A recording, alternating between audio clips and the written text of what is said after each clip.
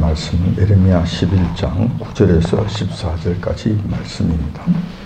예레미야 11장 9절에서 14절까지 말씀, 구약성경 1069페이지에 있습니다. 다 찾으신 줄 알고 제가 받들어 봉독하겠습니다. 여호와께서 또 내게 이르시되 유다인과 예루살렘 금인 중에 반역이 있도다. 그들이 내 말 듣기를 거절한 자기들의 선조의 죄악에 돌아가서 다른 신들을 쫓아 섬겼은즉 이스라엘 집과 유다 집이 내가 그 열조와 맺은 언약을 파하였도다. 그러므로 나 여호와가 이같이 말하노라. 보라, 내가 재앙을 그들에게 내리니 그들이 피할 수 없을 것이라. 그들이 네게 부르짖을지라도 내가 듣지 아니할 것인즉 유다 성읍들과 예루살렘 금인이 그 분향하는 신들에게 가서 부르짖을지라도 그 신들이 그 고뇌 중에 절대로 그들을 구원치 못하리라. 유다야, 네 신들이 너 성읍의 수요와 같도다. 너희가 예루살렘 거리의 수요대로 그 수치되는 물건의 단 곧 바알에게 분향하는 단을 쌓았도다. 그러므로 너는 이 백성을 위하여 기도하지 말라. 그들을 위하여 부르짖거나 구하지 말라. 그들이 그 고뇌를 인하여 내게 부르짖을 때에 내가 그들을 듣지 아니하리라. 아멘. 본문 말씀을 중심으로 해서 누가 언약을 파기하였나라는 제목으로 말씀을 나누고자 합니다. 성도들은 신앙생활을 하는 데 대해서 비교적 단순하게 생각하는 경향이 있습니다. 신앙생활 뭐 별거 있나? 열심히 하면 되지. 열심히 믿으면 되지. 교회 열심히 나가면 되는 것 아니야? 기도 열심히 하면 되는 거지. 예수님 믿으면 구원 받는다 했잖아. 천국 가는 거지 뭐. 뭐 다른 거 뭐 별거 있어. 보통 이런 생각들을 합니다. 자, 이 말씀이 물론 틀린 말씀 아닙니다. 잘못된 말씀은 아닙니다. 그런데 이것이 전부 다일까? 라는 측면에서 생각해 본다면 조금 우리가 생각의 폭을 넓혀야 된다는 것입니다. 더 고려해야 될 만한 신앙적 요소는 없는가? 신앙생활이 단순하다면 단순하지만 또 그렇지 않다면 깊은 신앙 속으로, 영적인 세계 속으로 들어가게 된다는 거예요. 그러면 그럴수록 더 오묘해진다는 것이 신앙생활입니다. 따라서 오늘은 하나님과의 관계에 있어서 우리가 좀 더 주의 깊게 생각해야 될 문제에 대해서 한번 말씀드리고자 합니다. 특별히 상당 기간 신앙생활을 해온 성도들이라 해도 하나님과의 관계 속에서 약속을 지켜야 한다는 이 개념에 대해서는 관심이 좀 부족한 것 같습니다. 그래서 이 부분에 대해서 하나님과의 좋은 관계를 맺기 위해서 어떤 일들이 있어야 되는가? 필수 요소 중에 하나는 무엇인가? 필수 요소 중에 하나를 가장 중요하다고 할 수 있는 그 요소 하나를 제가 여러분들에게 말씀드리고자 하는 것입니다. 자, 이 요소는 결론적으로 이야기하자면 언약입니다. 약속을 지키는 것을 의미합니다.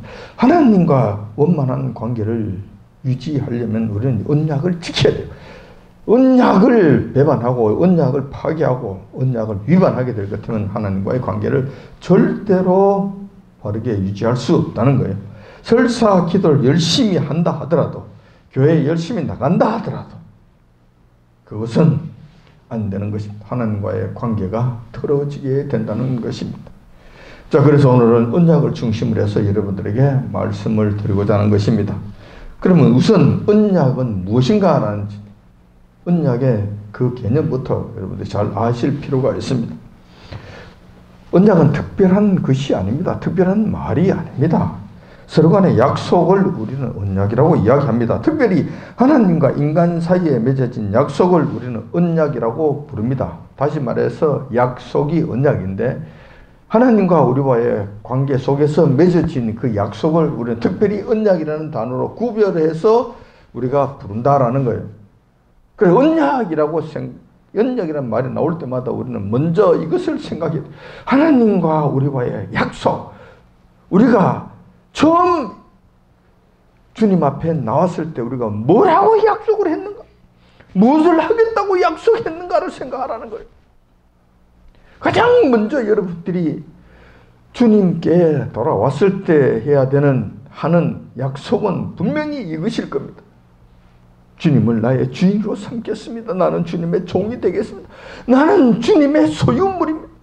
나는 주님의 노예입니다. 그러므로 주님만 섬기며 살겠습니다. 이 약속은 분명히 했을 것입니다.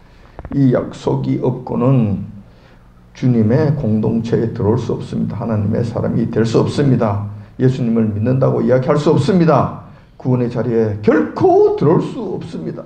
이 약속 기억해야 된다는 것. 이 약속을 배반해도 괜찮은 것으로 생각한다면 여러분들이 큰 오산이라는 것, 큰 문제가 생긴다는 것. 그런 측면에서 우리가 이 언약이라는 데 대해서 구약 성경에서부터 시작해서 쭉 한번 살펴보고자 하는 것입니다. 언약은 언약 당사자 간의 신뢰를 바탕으로 이루어지게 되는 것입니다. 특별히 하나님과 인간 사이에 맺어진 신뢰를 바탕으로 한 약속이라는 거예요. 다른 말로 한다면 신사협정이라고 할 수 있는 것입니다. 알았지? 그리고 새끼손가락 걸고 또 뭐 도장 찍고 뭐 복사하고 뭐 어쩌고 뭐 이렇게 하잖아요. 우리 어린 학생들도 그렇게 하잖아요. 그러면 절대 이것은 어기면 안 되는 것으로 여기는 거예요. 하나님과의 관계는 더더욱 그래야 된다는 거예요. 자, 이 언약의 문제에 대해서 우리가 조금 성경적으로 한번 살펴보면 이렇게 되는 것입니다. 처음 공식적으로 언약이 체결된 것은 구약의 이스라엘 백성과 여호와 하나님 관에 그 관에 이루어진 것입니다. 물론 최초의 언약은 하나님과 아담과의 맺은 것이라고 할 수 있겠지만 오늘은 이스라엘 백성과 사이에 이루어진 언약부터 시작하도록 하겠습니다. 이것이 공식적인 언약이기 때문에 그래요. 아담에서부터 시작할 것 같으면 너무 복잡해져서 설명이 많아져요. 그래서 오늘은 이스라엘 백성이 여호와 하나님과 공식적으로 맺게 되는 이 언약 사건에서부터 출발하고자 한다는 것입니다. 자, 이스라엘 백성들이 400년 동안 애굽 바로왕의 종살이를 하게 됩니다. 마지막 한 400여 년이 지나고 나니 이스라엘 백성들이 바로의 그 과중한 노역으로 인해서 엄청난 고통을 당하게 됩니다. 매일매일의 삶이 생지옥과 같은 이런 삶이 됩니다. 너무 힘들었어. 너무 고통스러웠어. 그들은 부르짖게 됩니다. 그때 그들은 여호와 하나님을 알지 못했습니다. 단지 그들의 조상의 하나님만 알았습니다. 그들은 이것을 아는 거예요. 그들의 조상의 하나님이 계시는데 그 조상의 하나님은 좋은 하나님이셔서 그 조상들이 어렵고 힘든 일이 있어서 부르짖을 때 그들의 도움이 되셨고 그들을 도와주셨고 그들을 돌보아 주셨고 그들에게 복을 주셨고 큰 일들을 해주셨다. 그러니 우리 조상의 하나님께 부르짖어 보자 그러면 그분께서 우리도 도와주실 줄 누가 알겠느냐. 그래서 그들은 그들의 조상의 하나님, 다시 말해서 아브라함의 하나님, 이삭의 하나님, 야곱의 하나님께 부르짖게 됩니다. 살려주옵소서. 너무 고통스러워서 저희들이 살 수가 없나이다. 그러자 여호와 하나님께서는 이스라엘 백성들이 극심한 고통 속에서 몸부림치며 또한 구원해 달라는 백성들의 간구를 들으시고 그들을 구원해 주시기로 작정하십니다. 여호와 하나님께서는 그 일을 위해 먼저 모세라고 하는 걸출한 지도자를 준비하시고 그들을 세우십니다. 그렇게 해서 출애굽 사건이 시작되게 됩니다. 바로의 손에서부터 구원하시기 위해 10가지 재앙과 마지막에 홍해가 갈라진 큰 기적을 통해서 이스라엘 백성들을 구원해 주십니다. 우리가 잘 아는 바예요. 이렇게 해서 이스라엘 백성들은 그 지긋지긋했던 바로의 노예 생활에서부터 벗어나 완전한 자유인으로 탈바꿈하게 됩니다. 그들의 신분이 변화되었다는 거예요. 자, 홍해를 건너고 난 뒤부터 그 다음날 아침에 일어났을 때 그들은 이 노역, 고통스러운 죽기 살기로 일만 해야 되는 이 노역의 고통에서부터 해방이 되었습니다. 아침에 일어나 보니 더 이상 출근하지 않아도 돼. 아침에 일어나 보니 더 이상 일하러 가지 않아도 돼. 아침에 일어나 보니 더 이상 그 찌긋찌긋한 벽돌을 채찍 맞아가면서 그 떼약볕 가운데 하는 이런 일들 하지 않아도 돼. 일어나 보니 이제는 아들을 낳았는데도 마음껏 아들을 키울 수가 있어. 아들을 죽이지 않아도 돼. 아들을 나일강의 떼늘에 보내지 않아도 돼. 자유롭게 일어날 수 있고 늦잠을 자도 누가 말하는 사람이 없어. 이러한 자유를 누리게 됐다는 거예요. 신분의 변화가 일어나게 된 것입니다. 여호와 하나님께서는 이스라엘 백성들을 이렇게 구원해 주신 다음 그들을 시내산 좀 여유로운 곳, 좀 평안한 곳으로 인도하십니다. 그런 다음에 백성들에게 언약 체결할 것을 제의하십니다. 여호와 하나님께서 먼저 언약을 체결할 것을 제의하시는 거예요. 그런데 그때 언약 체결할 당시의 분위기는 이러한 거예요. 첫 번째, 그 분위기는 이스라엘 백성들이 완전한 자유를 누리는 자유인의 신분의 상태였다는 거예요. 더 이상 누구한테 구애받는 것이 아니에요. 누구의 억압에 의해서 눈치 봐야 될 상황이 아니에요. 자기들은 얼마든지 자유롭게 노라고 이야기할 수 있는 완전한 자유인의 신분이었다는 거예요. 자, 이런 분위기였어요. 이런 분위기일 때 요한께서 언약을 맺지 않겠느냐고 그들에게 제의한 것입니다.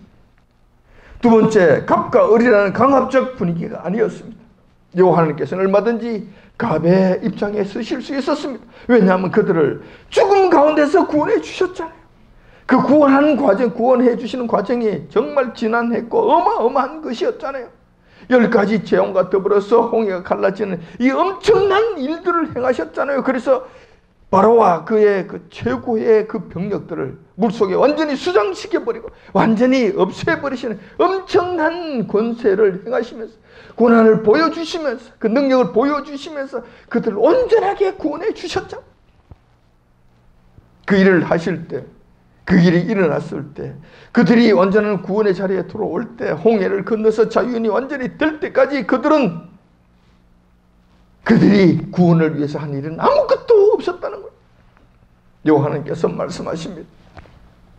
홍해가 갈라지는 이 사건이 일어났을 때 너희들은 가만히 있어서 오늘날 여호와께서 너희에게 행하신 구원을 보라라고 말씀하신 거예요. 그들이 구원받을 때에 신분 변화를 일으킬 때 하나님의 무조건적인 은혜 가운데서 이루어졌지 그들이 한 일이라고는 아무것도 없었다는 거예요. 자, 그렇기 때문에 여호와께서는 그 백성들에게 얼마든지 갑의 입장에 서서 그들에게 요구하실 수 있었던 것입니다. 그런 자격이 충분히 있으셨던 것입니다. 야, 내가 너희들 구원해 준 것 아니야. 그러니까 너희들은 지금 내 소유물이야. 그러니 이제는 내 말 들어. 알았지? 이거 이렇게 하는 거야. 해. 하실 수 있었다는 거예요. 얼마든지 하실 수 있었다는 거예요. 그런데 여호와께서는 갑의 입장에 서지 아니하셨다. 그들을 억압하지 아니하셨다. 그들을 강요하지 아니하셨다는 거예요. 완전히 자유로운 상태에서 이스라엘 백성들에게 제안을 하시면서 이스라엘 백성들이 잘 보고 판단해서 자유로운 선택을 하도록 요구하셨다는 거예요. 다 내어놓으셨다는 거예요. 자, 이것이 언약 체결할 때의 분위기였습니다. 분위기였어요. 이것이 중요한 것은 나중에 언약을 깨었을 때, 언약이 파괴되었을 때 이게 문제가 되는 거예요. 언약이 파괴되었을 때는 자, 이런 말을 하는 거예요. 그때 우리가 언제 하자고 그랬습니까? 우리 하기 싫은 거 그때 야단을 쳐서 폭압적이고 분위기가 영 안 좋았기 때문에 불안한 가운데서 어쩔 수 없이 끌려간 것 아닙니까? 누가 하자고 해서 했습니까? 우리가 하고 싶어서 했습니까? 이런 말을 하게 된단 말이에요. 그런 근거가 없도록, 그런 근거가 일절 없도록 하나님께서는 이러한 분위기 가운데서, 이러한 상황 가운데서 이 언약을 맺게 되었다는 거예요. 자, 하나님께서는 크신 능력과 은혜로 이스라엘 백성들을 완전하게 구원해 주셨습니다. 세상 왕들처럼 권리 주장을 하지 아니하셨습니다. 전혀 하지 아니하셨습니다. 그런 가운데 이스라엘 백성들이 자유롭게 결정할 수 있도록 맡겨두셨던 것입니다. 하나님께서 이스라엘 백성들에게 제시한 언약의 상황을 보면은 한마디로 파격적이라고 할 수 있습니다. 언약의 내용과 언약의 목적을 살펴보면은 이거는 정말로 파격적인 내용이었어요. 자유롭게 해주신 것은 말할 것도 없고 언약의 목적과 언약의 내용 또한 파격적이었다는 거예요. 하나님께서 왜 언약을 맺으시려고 했는가? 목적이 있는 거예요. 그냥 내가 너희들을 군림하기 위해서, 너희들을 내 소유물로 삼기 위해서, 내 종으로 삼아서 내가 죽기까지 부려먹기 위해서, 내가 너희들을 위해서 영광을 누리기 위해서 그렇게 하셨나? 그런 것이 아니었다는 거예요. 하나님의 목적, 이 언약을 체결하시고자 하는 그 목적, 오늘 11장 4절에 그 말씀이 나옵니다. 우리 11장 4절 한번 보겠습니다.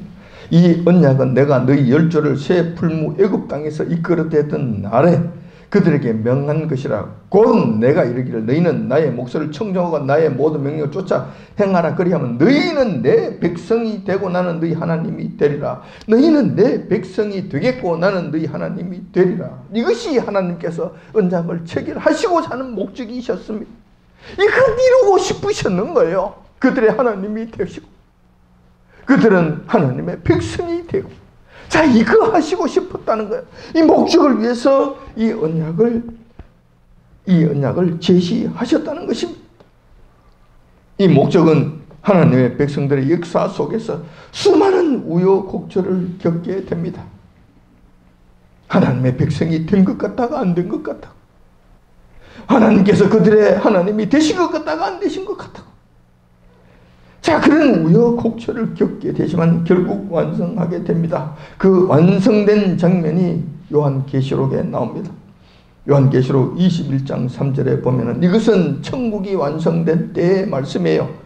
이 세상이 아니는 새 예루살렘과 새 하늘과 새 땅, 여호와 하나님의 보좌가 있는 그곳에서 온전한 천국이 완성되었을 때 하시는 말씀입니다. 계시록 21장 3절에 보면 하나님께서 저희와 함께 거하신, 저희는 하나님의 백성이 되고 하나님은 친히 저희와 함께 계셔서, 또 계시록 21장 7절에 보면 이기는 자는 이것을 유업으로 얻으리라. 나는 저희 하나님이 되고 그는 나의 아들이 되리라. 여기서는 더욱더 파격적인 일이 일어나게 됩니다. 지금 여기서는 에레미야서에서는 나는 너희 하나님이 되고 너는 내 백성이 된다고 말씀하셨는데, 계시록이 완성된 그곳에서는 하나님께서 뭐라고 말씀하시는가? 나는 저희 하나님이 되고 그는 내 아들이 된다고 말씀하셨습니다. 백성이 아니라 하나님의 아들의 신분이 되는 또 다른 신분의 변화를 이룩하게 된다는 거예요. 어마어마한 신분의 변화를 일으키게 된다는 거예요. 자, 아무튼 그때 하나님의 아들이 된다는 것은 어떤 의미를 가지는 것인지 우리는 다 상상할 수 없습니다.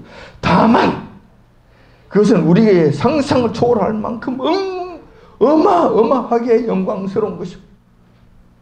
어마어마하게 대단한 것이라는 것, 이것만은 우리가 알 수 있습니다. 자, 이렇게 된다는 거예요. 창조주 하나님께서 죄 많은 인간들에게 이러한 목적을 가지시고 언약 체결을 제의하셨다는 것 자체가 파격적인 사건이라는 것입니다. 감히 있을 수 없는 일이 이 땅에 이루어지게 됐다는 거예요. 자, 언약의 목적은 이러한 것이었어요. 그러면 언약의 내용은 무엇인가? 하나님께서 그들에게 제시하신 언약의 내용은 무엇인가? 무엇을 어떻게 하자는 것인가? 자, 그 내용은 십계명으로 설명할 수 있지만 그렇게 되면 좀 복잡해집니다. 따라서 오늘은 좀 더 간단하게 핵심만 간추려서 말씀드리고자 합니다. 자, 핵심적인 내용은 이겁니다. 언약의 핵심적인 내용은 이겁니다. 너희들은 나만 섬기고 의지하면 나는 너희들의 모든 것을 책임져 주겠다. 나는 너희 하나님이 되시겠다는 거죠. 자, 반대로 너희들이 나를 떠나서 우상을 섬기면 너희를 벌러보는 것을 초래하겠다. 너희를 돌보지 않겠다. 그 책임을 지지 않겠다. 내버려 두겠다. 죽든지 살든지 말든지 그냥 내버려 두겠다. 이것이 언약의 핵심 내용입니다. 물론 이것은 십계명으로 표현됩니다.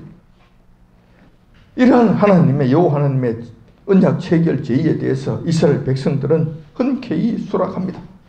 아니 사실상 거절할 이유가 전혀 없는 것입니다. 이것은 왜냐하면 이것은 그들에게는 완전히 땡잡은 일이고 여호와 하나님은 큰 짐을 지게 되는 이런 일이기 때문에 그래요. 어떤 측면에서는 이것은 불평등 조약이라고 할 수 있습니다. 말도 안 되는 계약이라고 할 수 있습니다. 어차피 이 백성들은, 이스라엘 백성들은 여호와 하나님의 돌보심 가운데서, 크신 능력 가운데서 그들이 구원을 얻었잖아요. 광야에 지금 내동댕이 쳐져 있잖아요. 먹을 것 없잖아요. 마실 것 없잖아요. 입을 것 없잖아요. 낮에는 덥잖아요. 밤에는 추워서 잠을 자지 못하잖아요. 어떻게 살 거예요? 여호와 하나님의 도우심이 없으면 그들은 살 길이 없습니다. 당장 내일 살 수가 없습니다. 다른 선택의 길이 없습니다. 그런데 여호와 하나님께서 이 모든 것을 책임져 주시겠다. 거절할 이유가 없는 거예요. 이건 어떤 측면에서는 당연히 이스라엘 백성들이 해야 될 일이에요. 어쩔 수 없이 해야 될 일이에요. 그렇지 않는다 하더라도 여호와 하나님께서 그들을 돌보지 아니하신다 하더라도 그들은 해야 되는 일이에요. 다른 선택의 여지가 없었던 거예요. 그런데 하나님께서 이것을 제시하시는 거예요. 그리고 이 제의를 받아들이려고. 이스라엘 백성들의 입장에서는 이건 어차피 해야 되는 일이고, 그리고 이것을 이렇게 한다고 해서 저희들이 손해가 되는 것이 아니라 지금 당장 내일부터 삶을 보장받을 수 있는 것이기 때문에 여호와 하나님께서 10가지 재앙과 홍해가 갈라지는 크신 능력을 행하신 그 능력을 보았기 때문에 여호와 하나님께서 그들을 충분히 살려주실 것이라는 것은 확신하는 거예요. 그래서 네 하는 거예요. 당연히 네 하는 거예요. 자, 그렇게 되면 이때부터 여호와 하나님께서는 그들을 60만이라고 하는 그 대군을 먹여 살려야 되는 이 책임 뿐만 아니라 외부로부터 쳐들어오는 그 모든 외부의 침략자들로부터 이스라엘 백성들을 보호해 줘야 될 책임, 그리고 그들에게 약속하신 가나안 땅으로 내가 올려보내 주시겠다고 약속하신 그 약속을 전부 다 지켜주셔야, 완전하게 다 지켜주셔야 될 책임, 여호와 하나님의 이런 책임 저런 책임 수많은 책임으로 과중한 책임을 지게 되는 이런 시점이 되는 거예요. 언약의 사건은, 언약 체결의 사건은 이 사건이었다라는 것을 기억하시기 바랍니다. 이렇게 해서 언약이 하나님과 이스라엘 백성들 간에 정상적으로 체결되게 됩니다. 성경에서는 이 언약을 시내산 언약이라고 부릅니다. 시내산 언약이 이런 거예요. 이렇게 된 거예요. 이후 이스라엘의 역사는 이 시내산 언약에 의한 하나님과 이스라엘 간의 관계 속에서 이루어진 역사라고 볼 수 있습니다. 여호와 하나님만을 정성껏 섬기며 살았던 시대에는 하나님의 보살피심과 축복이 넘쳐났습니다. 대표적으로 다윗 왕 시대 때 그랬겠죠. 다윗 왕 시대 때 그랬습니다. 히스기야 왕 시대 때 조금 그랬습니다. 반면에 여호와 하나님을 떠나서 우상 숭배에 빠졌을 때는 여호와 하나님의 진노하심으로 백성들의 삶이 심히 고달팠습니다. 예를 들면 북이스라엘의 왕 시대 때의 모습이에요. 왕 시대 때는 여호와 하나님을 떠나서 바알과 아세라를 전국적으로 확산시키며 섬겼던 그런 시대 아니었습니까? 그때 여호와 하나님께서 하늘 문을 닫으셔서 3년 반 동안 비가 오지 않게 했습니다. 그때 북이스라엘 백성들의 고통이 얼마나 극심했는지 알 수 있는 것입니다. 자, 이렇게 됐다는 것. 자, 이런 것이 하나님과의 언약 관계 속에서 이루어진 이스라엘 백성들의 역사였다는 거예요. 시내산 언약 체결 이후에 구약 성경을 통해서 쭉 살펴보면 이스라엘 역사가 하나님과 언약 관계가 겨우겨우 아슬아슬하게 유지된 것을 보게 됩니다.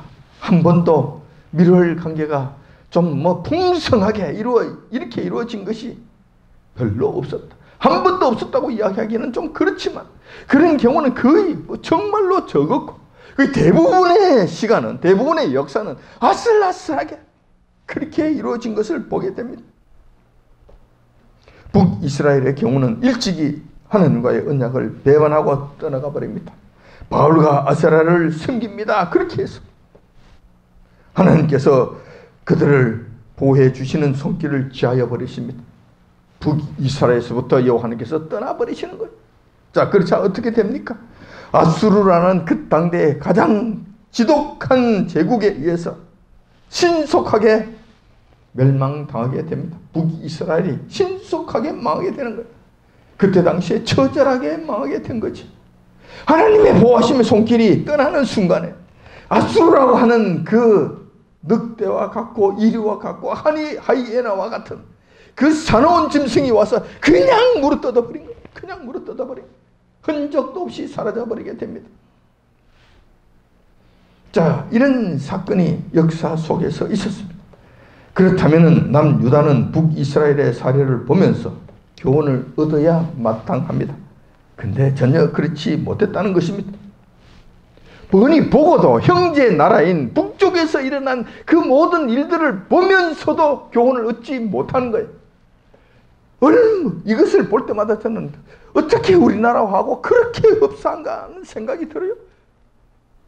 북녘당이 신사참배에 동의했다가 신사참배에 그냥 그 모든 교회들이 그냥 거기에 동의하고 끌려가고 거기서 갔다가 지금까지 지금 북이스라엘이 고통 속에 지금 신음하고 있는 걸 우리가 보고 있잖아요. 두 눈으로 똑똑히 보고 있잖아요. 그러면 남한에 있는 교회들은 그러지 말아야 되잖아요. 그러지 않아야 되잖아요.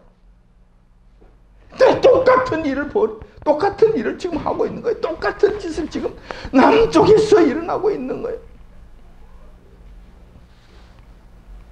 남유다 역시 그러했다는 거예요. 전혀 교훈을 얻지 못하고 북이스라엘과 같은 배신의 길을 걷게 되었다는 것입니다. 본문의 말씀, 조금 전에 예레미야서 제가 봉독해 드린 이 본문의 말씀, 남유다의 마지막 시기 때에 일어났던 일입니다. 그들이 하나님과 맺은 언약을 얼마나 심각하게 훼손하고 있는지 그 상황을 설명해 주고 있는 거예요. 자, 11장 7절에 그 말씀이 나옵니다. 11장 7절에 보면 내가 너희 열조를 애굽 땅에서 인도하여 낸 날부터 오늘까지 간절히 경계하며 부지런히 경계하기를 너희는 내 목소리를 청종하라 하였으나 그들이 청종치 아니하며 귀를 기울이지도 아니하고. 자, 이렇게 된 거예요. 그때부터 부지런히 했는데도 불구하고 그냥 애굽에서 땅에서부터 인도해낸 그때부터 지금까지 제대로 된 관계를 형성하지 못했다는 거예요. 그래서 부지런히 경계하고 부지런히 선지자들을 보내서 그들을 파일는데도 불구하고 그들은 하나님의 말씀을 지키지 아니하였다. 다시 말해서 의리를 지키지 아니하였다. 신의를 지키지 아니하였다. 하나님과 약속한 그 약속을 지키지 아니하였다라는 거예요. 이스라엘의 마지막 왕 시드기야 왕 시대 때의 상황을 좀 더 자세히 살펴보려면 에스겔 8장을 보면 됩니다. 에스겔 8장에 자, 근데 그전까지만 하더라도 이스라엘 백성들이 그전까지만 하더라도 남유다도 그렇고 우상 숭배를 하긴 하는데 우상 숭배를 하더라도 그냥 좀 숨어서 숨을 죽이면서 은밀하게 했습니다. 좀 조심해서 자, 그렇게 하면 안 되는 줄 알고 그냥 눈치를 보면서 살살 했다는 거예요. 그러니까 우상 숭배를 할 때는 그래도 일말의 양심은 있었다는 거예요. 그런데 시드기야 왕 시대에 들어와서는 아예 드러내놓고 노골적으로 우상 숭배를 했다는 거예요. 이것이 큰 차이점이에요. 또 다른 큰 차이점이 되는 거예요. 최악의 상황은 시드기야 왕 시대 때 나타나게 되는데 예루살렘 성전 내에서 요한께서 임재하시고 계시는 요한께서 계시고 요한께서 제사를 받으시고 영광을 받으시는 그 성전 내에다가 태양신을 세워놓고 그 우상을 백주 대낮에 섬겼다는 사실입니다. 이게 노골적으로 대놓고 반역을 시작하는 거예요. 대놓고 이 하나님을 밟아버리는 거예요. 자, 이것이 에스겔서 8장 16절에 나옵니다. 그가 또 나를 데리고 여호와의 전 안뜰에 들어가시기로 보니 여호와의 전 문 앞 현관과 제단 사이에서 약 25인이 여호와의 전을 등지고 낯을 동으로 향하여 동방 태양을 경배하더라. 자, 이 상황이 돼. 이 지경까지 이르게 된 거예요. 다시 말해서 본문의 말씀은 예루살렘 성전 바로 앞에, 성전 앞에는 현관이 있잖아요. 현관과 조금 그 앞에 뜰이 조금 있고 그 앞에 제단이 있잖아요. 그러니까 제단에서는 이제 번제를 드리는 거예요. 그런데 이 제단과 그 현관 사이는 제사장의 뜰이라고 해서 제사장들 이외에는 들어갈 수 없습니다. 아무나 이스라엘 백성들이 들어갈 수 없어요. 이스라엘 백성들은 기껏 해봐야 제단 앞에 있는 뜰, 동문 쪽에 있는 그 뜰까지만 들어올 수 있어요. 제단 앞쪽에 있는 그 뜰은 들어갈 수 없어요. 그런데 지금 이들은 지금 무슨 짓을 하느냐 하면 이 제단과 성전 문 그 사이에 있는 그 제사장의 뜰 안에다가 거기에다가 태양신을 세워놓고 그리고 요 하나님의 전은 등지고 동문을 향해서 그 태양성을 섬기는 이런 일들을 했다는 거예요. 백주대낮에요. 모든 사람들이 보는 가운데에서 버젓이 이런 짓을 행했다는 거예요. 성전이 어떤 곳입니까? 요 하나님께서 거하시는 곳 아닙니까? 언약의 상징인 법궤가 있는 곳 아닙니까? 십계명의 돌판이 보관되어 있는 곳 아닙니까? 언약의 상징인 그 돌판이 그곳에 보관되어 있는 곳 아닙니까? 요 하나님께서 버젓이 그 안에 임재하고 계시는 곳 아닙니까? 그 앞에서 우상 제단이 설치되고 요 하나님을 등진 상태에서 노골적인 우상 숭배를 한 것입니다. 신의 산 언약을 완전히 짓밟아 뭉개버린, 그리고 요 하나님을 지독한 방법으로 모독한 이 사건이 발생하게 된 것입니다. 이렇게 되자 요 하나님께서는 더 견디지 못하십니다. 그래서 마침내 언약 파기를 선언하게 되시는 것입니다. 자, 이 말씀이 오늘 본문에 나오는 말씀입니다. 10절에 있는 말씀입니다. 그들이 내 말 듣기를 거절한 자기들의 선조의 죄악에 돌아가서 다른 신들을 쫓아 섬겼은즉 이스라엘 집과 유다 집이 내가 그 열조와 맺은 언약을 파였도다. 파기했다는 거예요. 에스겔서에서 나오는 그 노골적인 우상 숭배를 통해서 유다가 요 하나님과의 약속을, 언약을 완전히 파기해 버리셨다. 요한께서 선언하시는 모습입니다. 자, 그런데 이스라엘 가만 자세히 보면은 유다 백성들은 요 하나님께 대해서 자, 앞으로 우리는 하는 언약 지키지 않겠습니다. 언약 파기입니다. 하나님께서 이렇게 하셨기 때문에 우리는 언약 파기합니다. 이렇게 한 것이 아니에요. 이스라엘 백성들을 언약 파기한다고 말한 적이 없습니다. 한 적이 없습니다. 그러니까 그들은 이렇게 이야기할 수 있어요. 하나님께서 일방적으로 언약을 파기했네. 우리가 언제 언약을 파기한 적이 있나? 파기한다고 문서를 찢은 적이 없어. 그렇게 말한 적도 없어. 자, 이렇게 말한다면 더 못된 것이 되겠죠. 더 악한 일이 되겠죠. 더 야비한 일이 되겠죠. 물론 그들이 자기 입으로 언약 파기한다고 말하지 않았습니다. 그렇지만 그들은 여호와님께서 견딜 수 없도록 만드는 그런 조롱을 했다는 거예요. 엄청난 조롱을 했다는 거예요. 그래서 그들의 행위가 언약을 파기한 것으로 확정 지으셨다는 거예요. 여호와님께서 확정 지으셨다는 거예요. 그래서 이 말씀이 바로 그 말씀이라는 거예요. 이렇게 해서 남유다와 신의 산 언약이 공식적으로 깨어지게 된 겁니다. 북이스라엘과 같은 상황이 되었다는 거예요. 언약 파기 후에 생긴 일이 있습니다. 어떤 일이 생겼을까요? 이것은 에스겔만 보았습니다. 다른 사람들은, 예루살렘에 사는 수많은 사람들은 이 사실을 전혀 보지 못했습니다. 어떤 일이 생겼냐 하면은 여호와 하나님의 영광이 예루살렘 성전에서부터 떠나시게 된다는 거예요. 도저히 견디실 수 없는 상태가 되니 떠나셨다는 거예요. 유다가 예루살렘이 그 원인을 제공했던 거예요. 에스겔서 10장 18절에 그 말씀이 나옵니다. 여호와의 영광이 성전 문지방을 떠나서 그릇들 위에 머무르니, 이렇게 해서 떠나시는 거예요. 성전 문지방을 떠나시는 거예요. 그러니까 다시 말해서 여호와 하나님의 영광은, 여호와 하나님께서는 지금 어디에 계시냐 할 것 같으면 지성소 안에 법궤 위에 시은좌 위에 앉아 계시는 거예요. 그렇게 좌정해 계시는 거예요. 자, 여기에서 견딜 수 없게 되니까 여기서 떠나시는 거예요.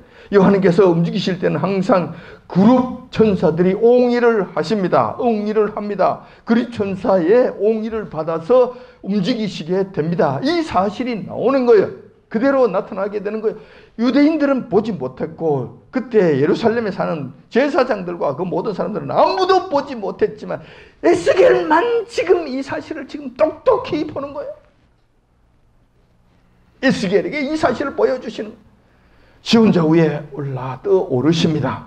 성전 거기서부터 지성소를 나오십니다. 성소를 지나오십니다. 성소의 앞에 있는 출입문, 그 성전 출입문에 지금 나오셨습니다. 성전 문지박 위에 떠오르신 거예요. 문지박을 지금 떠나시는 이 장면이에요. 그리고 조금 더 가면은 그렇게 떠나신 그 여호와 하나님께서 그 영광이 성진 문지방을 떠나서 지나서 그쪽 바로 앞에 있는 동쪽 문을 향하십니다. 동쪽 문을 향하셔서 감람산 쪽으로 가십니다. 그리고 사라지십니다. 그리고 완전히 그들의 시야에서 벗어나 버리십니다. 여호와 하나님께서 온전히 떠나 버리시게 된다는 겁니다.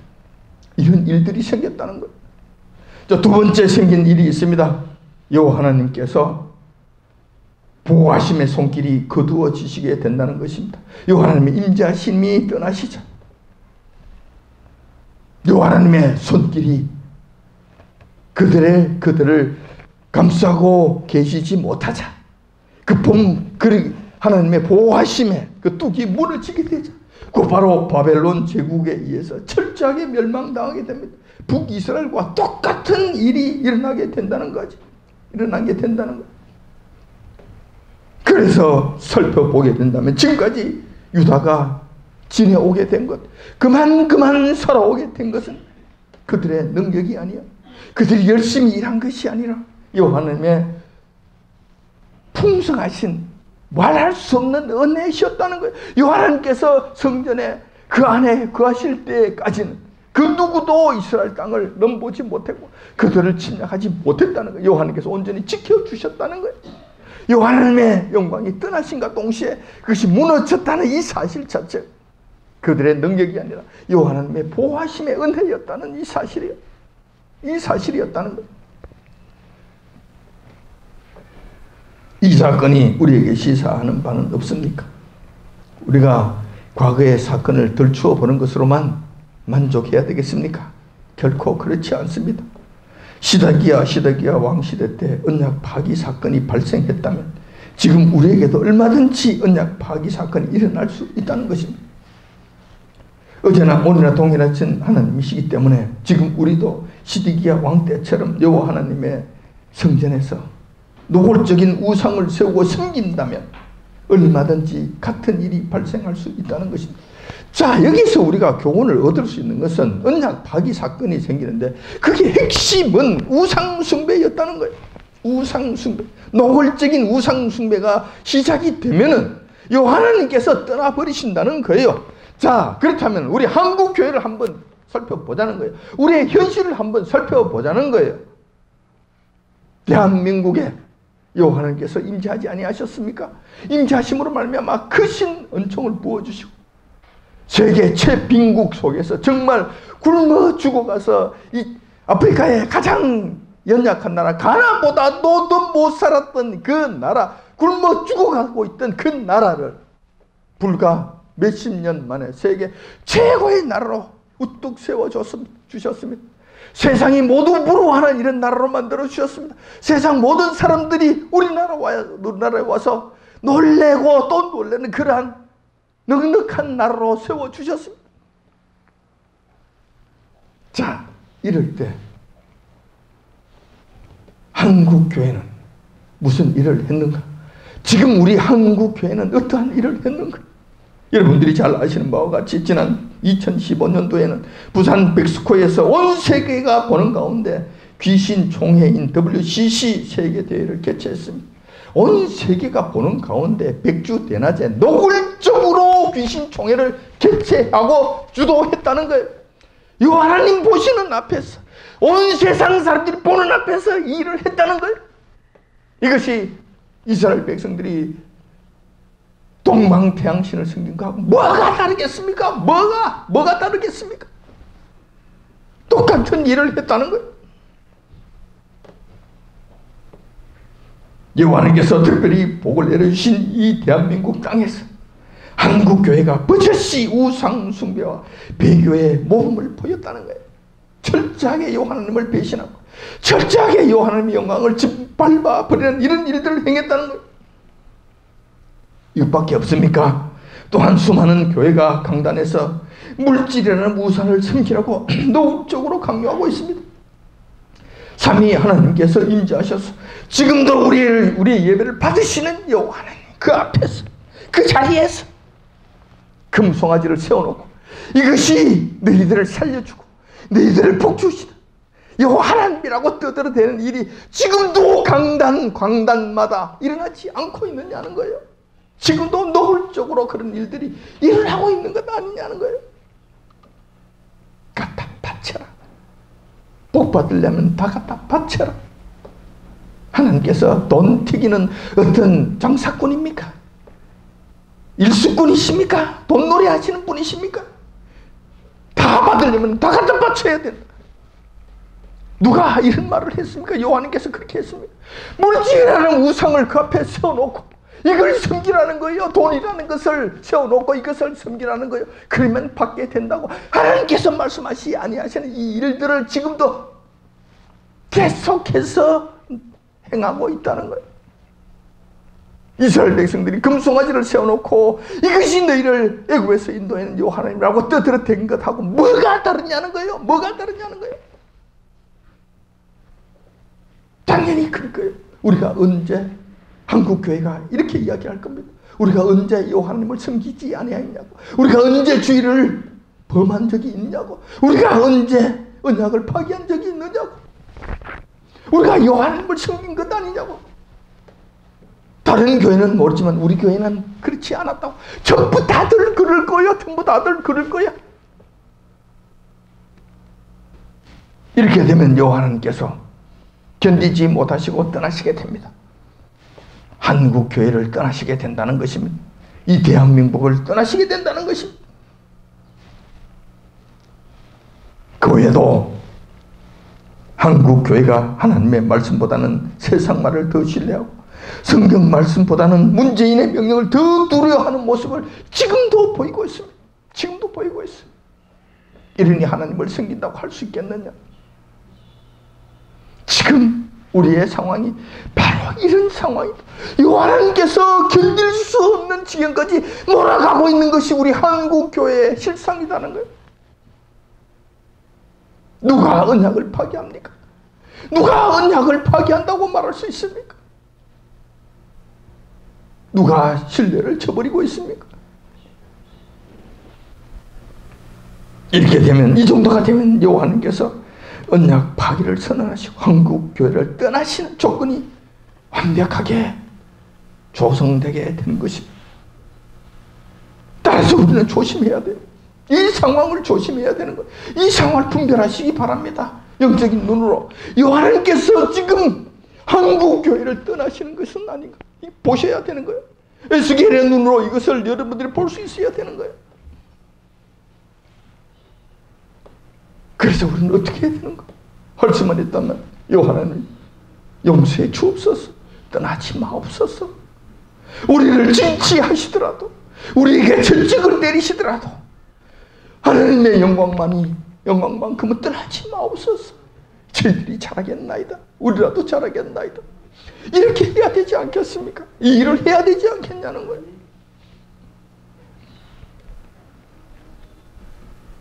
우리만이라도 이 시대를 분별하고 신실한 마음으로 예레미야처럼 신뢰와 믿음을 지키고 진노 가운데서라도 긍휼을 불러일으키시는 저와 여러분들이 다 되시기를 아침 주님의 이름으로 축원드립니다. 아멘. 기도하겠습니다.